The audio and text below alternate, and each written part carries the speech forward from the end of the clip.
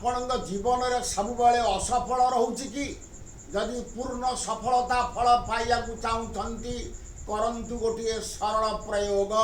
ଏହି ପ୍ରୟୋଗ ବୁଧବାର ଦିନ ସନ୍ଧ୍ୟା ସମୟରେ ଗୋଟିଏ ନବଦୁର୍ଗାଙ୍କ ଚିତ୍ରପଟ ରଖନ୍ତୁ ଏବଂ ଦୁର୍ଗାଙ୍କ ଯନ୍ତ୍ର ଗୋଟିଏ ସ୍ଥାପନ କରନ୍ତୁ ଲାଲ କପଡ଼ା ଉପରେ ଆପଣଙ୍କ ଘରେ।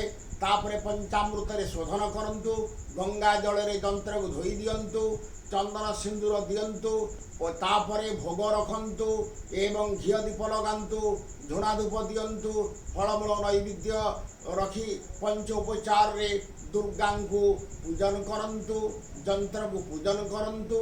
ତାପରେ ମୁଁ ଗୋଟିଏ ମନ୍ତ୍ର ଡାକୁଛି, ତାକୁ ନୋଟ କରନ୍ତୁ।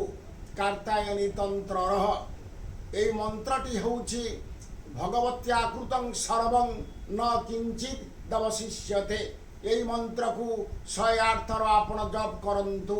ଜପ କରିସାରିଲା ପରେ ସାଷ୍ଟାଙ୍ଗ ପ୍ରଣାମ କରନ୍ତୁ ନବଦୁର୍ଗାଙ୍କୁ।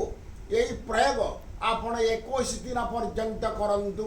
କରିସାରିଲା ପରେ ଆପଣ ଦେଖିବେ ଆପଣଙ୍କ ଜୀବନରେ ଯେକୌଣସି କାର୍ଯ୍ୟ ଅସଫଳ ଥିବ ପୂର୍ଣ୍ଣ ସଫଳତା ହୋଇଯିବ, କାର୍ଯ୍ୟ ସିଦ୍ଧି ହୋଇଯିବ। ଏହା କାର୍ତ୍ତାୟନୀ ତନ୍ତ୍ରରେ ନିର୍ଦ୍ଦେଶ ରହିଅଛି। ରହୁଛି ନମସ୍କାର। ଜୟ ଜଗନ୍ନାଥ, ଜୟ ମା କାମାକ୍ଷା।